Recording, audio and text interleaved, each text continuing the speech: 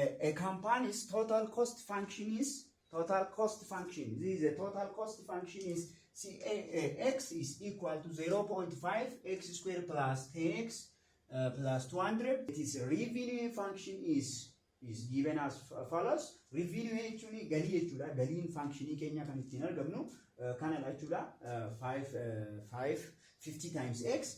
At what production level x is, the profit is maximized jechuudha. Profit keenya eessatti company kuni total cost function isa haala kanaatiin model godhee lafa kaawwatee jira. Kan nuti immoo addarratti kun immoo maal qaba? Revenue galiin isaa immoo bifa kanaatiin model godhee lafa kaa'eera. Kan inni nu barbaannu at what production level. Production meeqa yoo produce godhee kan inni maximum profit argatu. Maximum profit kan inni argatu jechuun at which the marginal cost is equal to marginally revenue keenya iddoon itti wal qixa ta'u irratti maximum profit argata. Marginal jechuun kun immoo maal jechuudha? Wattani first derivative test isaa jechuudha. First derivative test cost, total cost and the total revenue keenya wal qixa goone value nuti argannu sun maal fidaa jechuudha?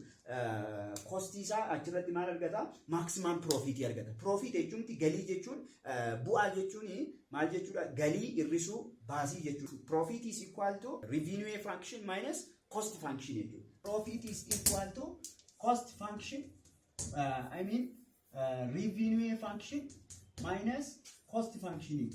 Galiin jechuudha. Profitiin keenya profitiin nuti qabnu profit equal to revenue minus cost jechuudha. Then which is equal to 50x minus cost is 0.5x squared plus 10x plus 200 jechuudha. Then which is equal to minus 0.5x squared 50 minus 10 which is equal to 40x minus 200 jechuudha. This is what? Profit jechuudha. This is a profit function. So to get the maximum profit, you have to use the marginal profit. Marginal profit jechuun first derivative akka jechuun 1 over 2 dha. 2 times 0.5 is 1 x ita with 40 ta kun immoo 0 duukaa maal goona wal qixa goona jechuudha. To get the maximum profit, marginal profit keenya wal qixa 0 yommuu goonu maal arganna? Maximum profit keenya adda baafanna jechuudha. Then minus x plus 40 equal to 0. Then x is equal to 40. At x equal to 0, at x equal to 40, the cost function and the marginal cost function and the marginal revenue functions are equal. Kanaf cost keenya meeqa qabna? Cost keenya 0.5 x squared plus 10x plus 200 qabna.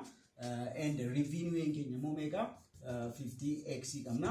Kana marginal cost jechuun first derivative of x is equal to shee kana 0.5 times 2 yoo goonu x mataati plus kun immoo 10 taati kun 0 dha. Revenue keenya immoo derivative immoo ta'u meeqa ta'a? 50 ta'a. Kanaaf at x equal to 40 the revenue, the marginal revenue and the marginal costs are equal. Then substitute marginal at 40 which is equal to marginal cost of 40 is 40 plus 10 is equal to 50. Then revenue of 40 is equal to 50 again. There is no variable here. So x is equal to revenue, marginal revenue is 50.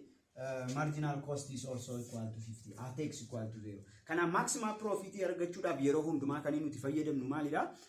First derivative marginal profit argachuudhaaf maal goona jechuudha? Profit argachuudhaaf marginal cost keenyaa fi marginal revenue keenya bakka inni wal qixa argachuu jechuudha.